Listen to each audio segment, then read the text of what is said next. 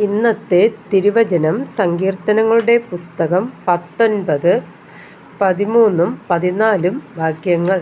സ്വമേധ പാപങ്ങളെ അകറ്റി അടിയനെ കാക്കേണമേ. അവ എൻ്റെ മേൽ വാഴരുതേ. എന്നാൽ ഞാൻ നിഷ്കളങ്കനും മഹാപാതരഹിതനും ആയിരിക്കും. എൻ്റെ പാറയും എൻ്റെ വീണ്ടെടുപ്പുകാരനുമായ യഹോവേ, എൻ്റെ വായിലെ വാക്കുകളും എൻ്റെ ഹൃദയത്തിലെ ധ്യാനവും നിനക്കു പ്രസാദമായിരിക്കുമാറാകട്ടെ.